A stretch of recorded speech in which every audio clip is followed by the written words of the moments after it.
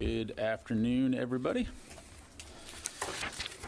All right, before I get to your questions, I'd like to provide some important context on the department's ongoing efforts to take care of our people, which is one of Secretary Austin's top priorities. The Secretary cares deeply about our troops and their families and is grateful for all that they do worldwide every day to defend our nation. Through the course of his duties and during his travels, the Secretary has made it a point to speak with and hear from service members, to thank them and hear what's on their minds. Today, he issued a memo outlining a series of actions the department will take to improve how we support our service members and their families and to address in a comprehensive way issues that affect stability and family readiness. As Secretary Austin highlights in this memo, military families are the strong foundation of our force, and taking care of them is a national security imperative. Our military has some of the most advanced equipment, tactics, and warfighting capabilities in the world, but nothing is accomplished without the men and women who serve in our armed forces and the families that support them. Over the last 20 months, the Secretary has met with service members across the country and around the world. He's seen their dedication to the mission, but he's also heard from them about the extraordinary pressures they face. Some, such as the challenges of PCS moves and spouses having to search for new jobs, are enduring features of military life, while others, such as rapid increases in housing costs, are more recent. Today's actions are a direct response of what the Secretary has heard from our service members. Some of these initiatives are ideas that came directly from the force, and they reflect his commitment to the families who sacrifice every day in order to serve. The Secretary believes these efforts will only be successful if they're easily accessible to the audience that really matters, our service members and our military families. To that end, Secretary Austin met yesterday with Chief Master Sergeant Ramon Colon Lopez, the Senior Enlisted Advisor to the Chairman of the Joint Chiefs, and the Senior Enlisted Advisors from each of the military services. Secretary Austin emphasized the sacred obligation that he and other DoD leaders have to take care of our people and the importance of communicating to the force about how to take advantage of the initiatives we're announcing today and our other efforts to support military families. In the months to come, you'll see a wide-ranging effort to provide information and raise awareness about resources covering housing, child care, grocery bills, job opportunities, and more. The Secretary's memo addresses 4 goals. First, making sure basic needs are more affordable to military families. We'll boost basic allowance for housing rates in 28 markets where we've seen average rental rate increases of 20%. And the Secretary has directed the department to review forthcoming 2023 BAH rates to ensure those rates reflect the dynamic nature of the current housing market across the board. We're surging funding into the commissary system to drop prices at the register so that military families see savings of at least 25% on grocery bills compared to their local marketplace. An investment that means military families will see lower grocery bills at the commissary in the next couple of weeks. Second, making moves easier for families. We'll extend coverage for temporary housing expenses while moving to give military families more flexibility through the move process, and we'll increase dislocation allowance payments for enlisted troops from E1 through E6 to offset personal expenses from PCS moves. Third, strengthening support for families with children. We continue investments in child care facilities, providing incentives to attract hard-to-find child care professionals, and expand a pilot program that provides free assistance for in-home child care. Fee assistance for in-home child care. Fourth, helping expand employment options for military spouses.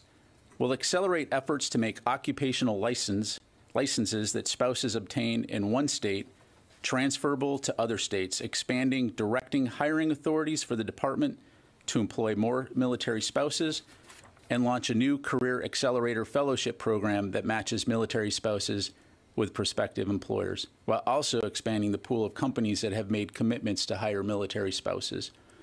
These are not the first steps that Secretary Austin has launched to take care of our people. These actions follow an initial economic security memo issued last November, the Food Security Initiative that the department launched in July, the proposal for the largest military pay increase in 2 decades included in the President's FY23 budget request, and historic reforms to curb the scourge of sexual assault and to prevent suicide in our ranks. These are also not the last steps that Secretary Austin and DoD leaders plan to take. The Secretary is committed to working with service leaders, members of Congress, and with advocates for military families on additional initiatives and opportunities to take care of our people. And he'll continue listening to our troops and their families about the challenges and the pressures they face and the ways we can help. Taking care of our people strengthens our national defense. It's also the right thing to do. And Secretary Austin and the entire department are committed to meeting that sacred obligation to our troops and their families. And with that, I'm happy to take your questions. Let's go ahead and start with AP, I believe we have on the phone. Hi, Pat. Thank you. Two things. One, there's been increasing rhetoric coming out of Russia on the threats to use nuclear weapons if Russian territory comes under attack. What is the Pentagon's comment on that? Has there been any changes to any posture at all, or any requests by any of the allies for increased protection in regard to those latest statements? And then I have one sort of little data question. I think you said the other day that there's 2.2 billion or so remaining in PDA until September 30th. All of that expires. I just wanted to double check. Does all of that expire if not used by the 30th, or is there any move that is extended? Thank you. Yeah, thanks very much, Lita. In terms of the statements or the announcements coming out of Russia, it does not affect the department's commitment to continue working closely with our international partners and our allies on providing Ukraine with the support that it needs in their fight to defend their country. In terms of the money, for example, the USAI money is 2-year money, so that is available through September of 2023. In terms of the funding for the PDAs, I will get back to you on that question. Okay, let me go ahead and go to the room here. Tony. Can you talk a little bit about the Pentagon's analysis of the 300,000 reservists, recruits that have been called up by Putin, in terms of where does this pool come from? Largely, where will it come from, and roughly how long will it take to give them any minimal training to be minimally combat effective and deployed? Any feel for that yet? Sure. Well, I think you're seeing a lot of this in open press and in terms of what the Russians themselves have said in terms of where these forces would come from. And my understanding is these would primarily be reservists or members of the Russian military that had retired and were in an individual ready reserve type of status. All that to say, it's our assessment that it would take time for Russia to train and prepare and equip these forces. And I think it's important also to point out here that while in many ways this may address a manpower issue for Russia, what's not clear is whether or not it could significantly address the command and control, the logistics, the sustainment, and importantly, the morale issues that we've seen Russian forces in Ukraine experience. A separate question. I'm going to follow up on Leah's question of the nuclear threat. To what extent has the nuclear, that threat, veiled or whatever, inhibited the United States from sending over longer range weapons like ATACMS, tanks of some kind, other weapons? I mean, have the Russians basically got a strategic victory in that respect in terms of red lines that the U.S. now is afraid to cross in terms of weapons shipments? So I think we've been very clear all along that our focus is on continuing to have a very open and rigorous dialogue with our Ukrainian counterparts and the international community in terms of our allies and our partners on what are Ukraine's needs. And we will continue to have those conversations, and we'll continue to think through not only what they need in the medium to long term, but also what they need now. So I don't see those conversations being impacted by this situation. I think it's important here, too, to provide a little bit of context in the sense that if we go back in time a little bit, Russia invaded Ukraine and attempted to annex all of Ukraine, by virtue of invading them, failed in that strategic objective. And so they scaled down the scope of their operational objectives. And even those aren't going well due to Ukraine's counteroffensive. and the issues that I've highlighted in terms of logistics and sustainment. So by making these types of announcements about sham referenda or threats about attacking territory, it doesn't change the facts, operational facts on the ground, which are that the Ukrainians will continue to fight for their country. The Russian military is dealing with some significant challenges on the ground, and the international community will stand behind Ukraine as they fight to defend their country from an invasion. Can I ask you one Sure. quick weapons question? To what extent is the providing of U.S. tanks, M1, A1s, or A2s, I guess it'd be A2s now, is that in the interagency debate right now at any level in terms of whether to provide or not? So I'm not going to get into any specific systems that may be under discussion. Again, we've provided a variety of capabilities that the Ukrainians are using to great effect, and we're going to continue to have those discussions and look at a variety of capabilities in the days ahead. So thank you. Let me go ahead and go to Jim, and then I'll go back out to the phone.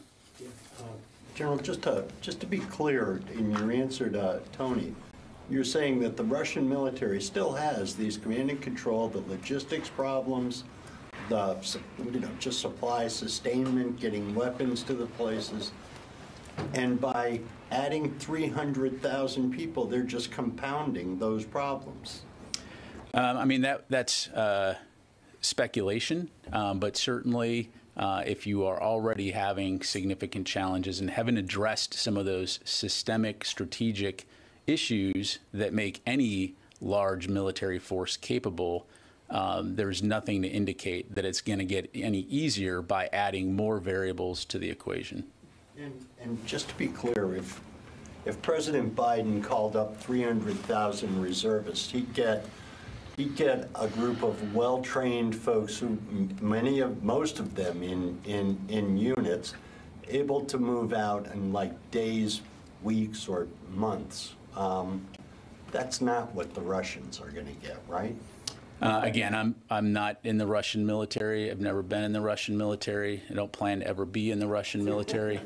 So I'm not going to speak for them. But I think we've seen some of the systemic challenges that they have in their force. And I think they will have their work cut out for them. Thank you. Let me go ahead and back out to the phone here. Let's go to Sangmin Lee from Radio Free Asia. Yes, I have a question on the indication that Russia actually purchased weapons from North Korea. You mentioned before that you do have indication that Russia has approached North Korea to request ammunitions. So do you have indication that the purchase has actually occurred now?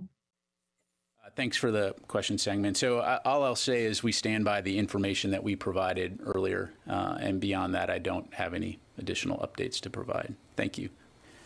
Buddy. So I'm going to go back to your answer about the forces that were called for service in Russia. So is your understanding that these 300,000 are the troops that will be introduced into theater in Ukraine, or some of them might be replacing other forces that are ready to fight inside of Russia? And by that I mean, are you detecting any movement of new forces to enter Ukraine from the Russian side, or any indications that are certain units are preparing to enter Ukraine? Yeah. So that's really a question for the Russian military to address in terms of how exactly they plan to use those forces. Again, I think in the context of the challenges that Russia finds itself in right now as it pertains to Ukraine, and is evidenced by the rationale that was provided by President Putin and others in terms of why they're calling up these forces, it's clear that it's intended to help supplement and augment the broader military as they conduct this their operations in Ukraine. But in terms of the specifics, Vadi, that's just not something I have insight into. And then, second part of your question, I'm sorry. Has the Pentagon detected any new movement or indications that new units are being prepared to to enter Ukraine? Yeah, so what I would say, again, without getting into a high level of operational detail, is that we've seen indications of some small numbers of replacement forces being moved into Ukraine to essentially help the Russian military shore up some of their defensive lines, but nothing on a large scale at this stage. Again, the battlefield remains very fluid, very dynamic. And so, again, this is something that we'll continue to monitor. I know, obviously, the Ukrainians are monitoring very closely as well. Okay? Yeah. Thanks for taking my question.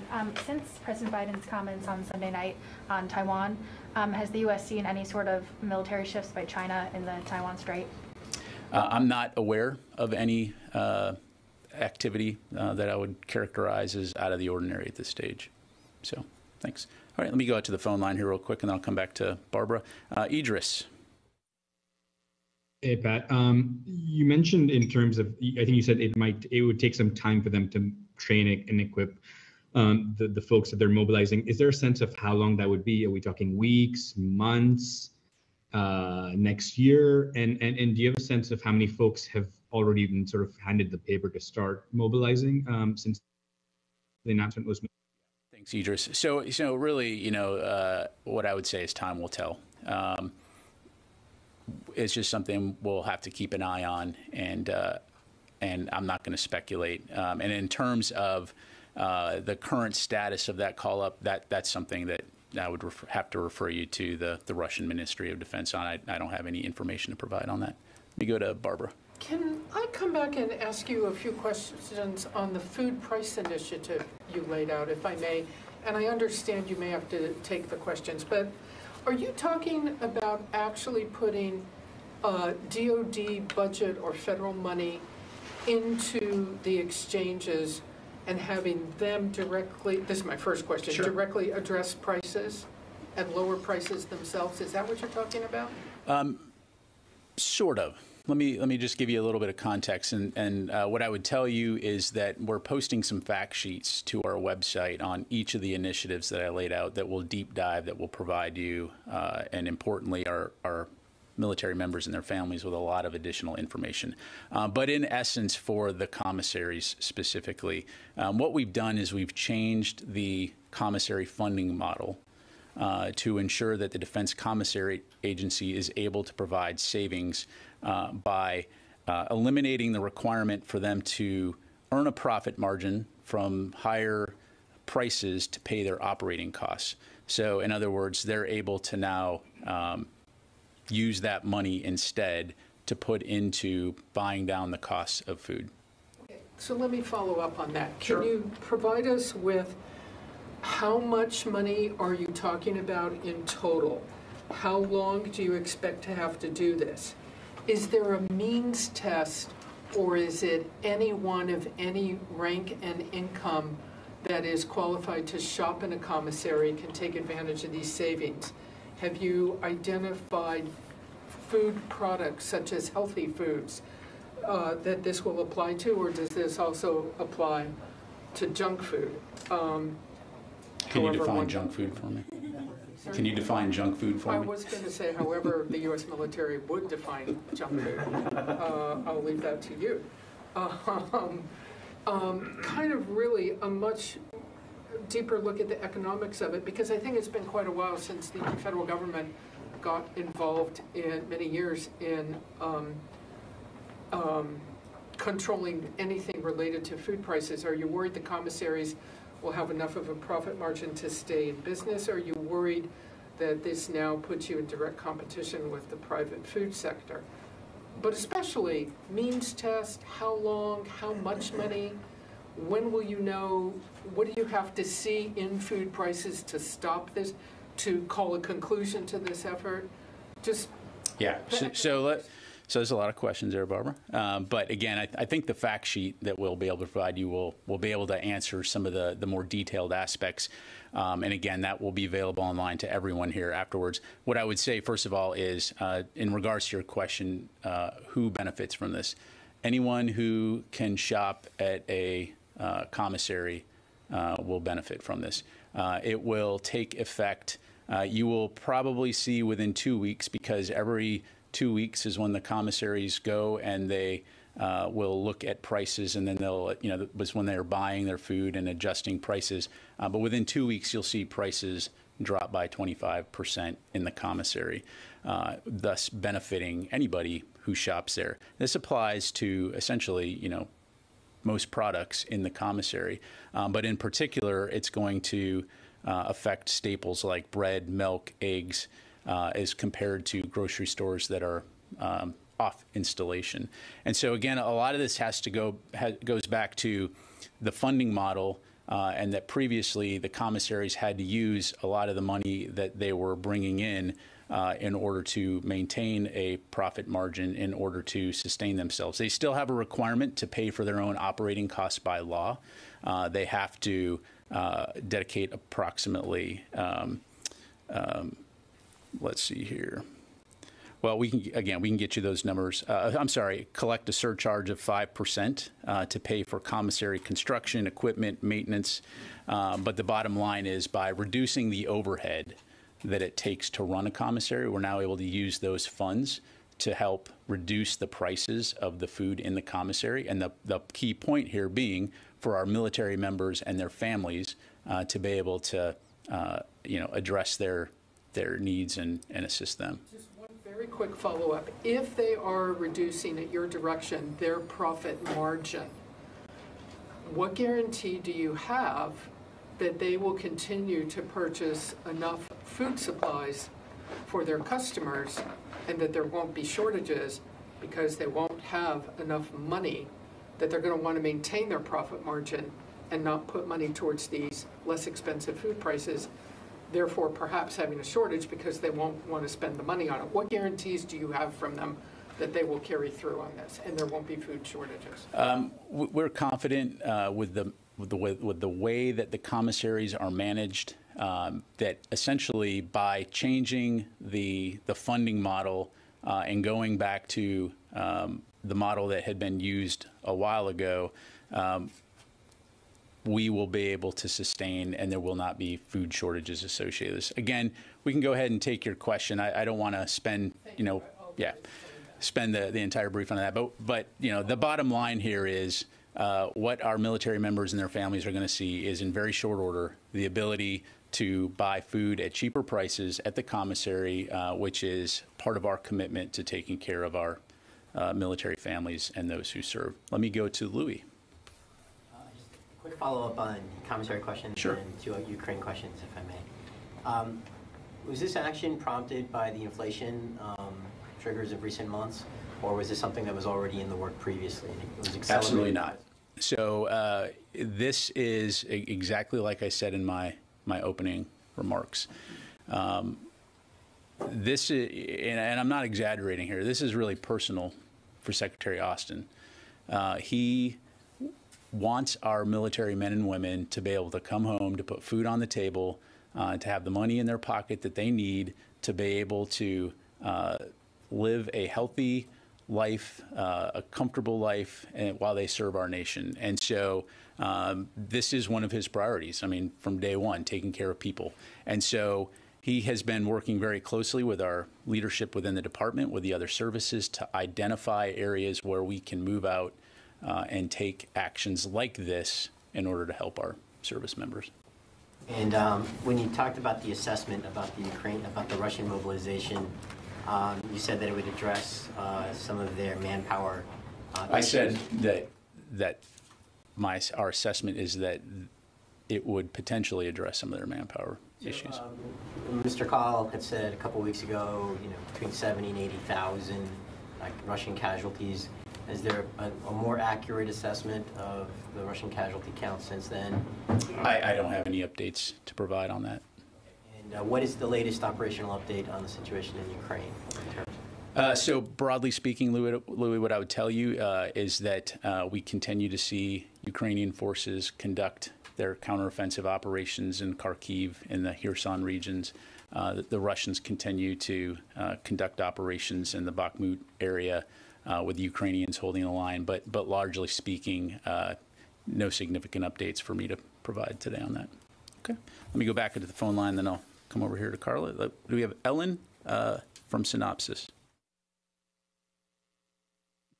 Hi, thank you so much. There have been a couple of calls from congressmen to have the DoD drop the COVID vaccine mandate in response to recruiting problems and in response to the president calling the pandemic over. I was wondering if the Pentagon has an official response to this.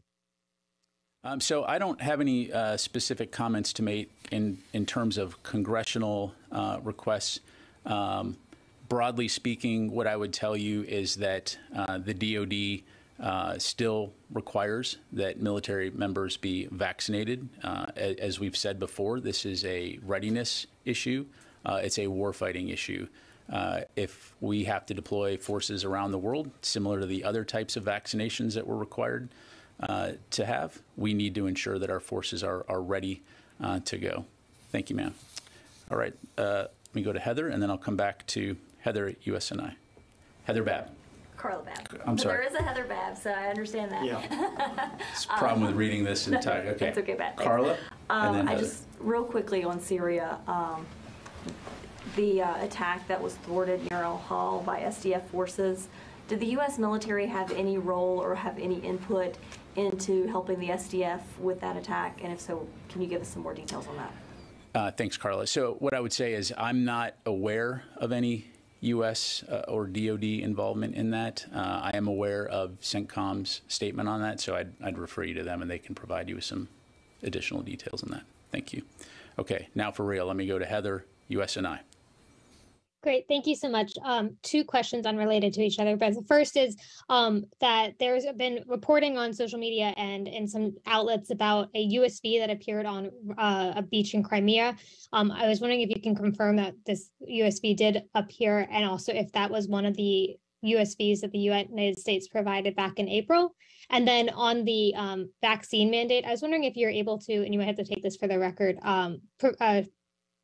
I was wondering if you know if the military, the Pentagon, actually have the ability to provide the FDA licensed Pfizer and Moderna shots, or if they're still using EUA licensed shots. On your second question, we'll take that one and come back to you. In terms of the reports out there about a I think you called it a C vehicle. Yeah, I don't have anything on that.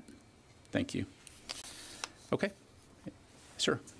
Just a quick question about another congressional question. Republicans are saying that moving the Taiwan desk from the East Asia office and into the portfolio of the new Deputy Assistant Secretary of Defense for China sends a signal to Beijing that we might be prioritizing their concerns over Taiwan's. What's the DoD's response to people who might hold that view? Yeah, so what I would say, and I think we provided this to others as well, is that this was simply an administrative move within the department in terms of just helping to better manage it. No one should really read into it too much. Thank you. Courtney. Just wanted to follow up on the question from a couple of days ago about the abortion services. The VA announced that they've provided their first abortion at a VA facility. Has DOD, can you provide any information about military treatment facilities? And is there any effort, I mean, is there going to be any attempt to provide that information going forward? When you say provide that information? If any military treatment facilities have provided abortion services to since the Dobbs decision? I'm not aware of any. Again, Courtney, let me take that question for you. Yeah, and I don't have any updates to provide from the last time we talked, so thank you. All right, let me go back to the phone real quick, and then I'll come to you. All right, Sylvie from AFP. Hello, thank you. I would like to go back to Putin's nuclear threat. Is it the assessment of the Pentagon that Putin has shifted the Russia's nuclear weapon use policy, and that it will apply to the Ukrainian territories that Moscow wants to annex?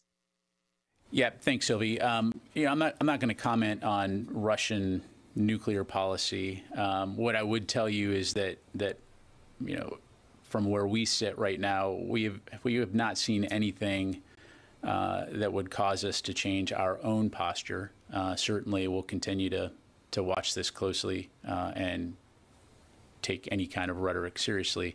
But again, at this stage, we've seen nothing that would indicate that we need to change any approach from our perspective. Thank you. Okay, sir. Ukraine asked for 4 MQ-1C Gray Eagles, and yesterday Secretary Austin got a letter asking the Secretary to review from Congress, asking to speed the review or to go over that review. In the last 24 hours, has there been any progress on looking at that particular case for Ukraine? Thank you. First of all, what I would say in terms of congressional correspondence, it'd be inappropriate for me to talk about that from the podium, and we'll certainly respond to Congress accordingly. What I would say in terms of providing any kind of specific equipment to Ukraine, it's something that we're always discussing. We are aware that the Ukrainians have asked for Gray Eagles or have an interest in Gray Eagles. No decisions have been made in that regard. Deputy Undersecretary for Policy Baker recently, as you may recall, indicated that we are things that we're considering as we look into this include technology protection, survivability in the Ukrainian battle space.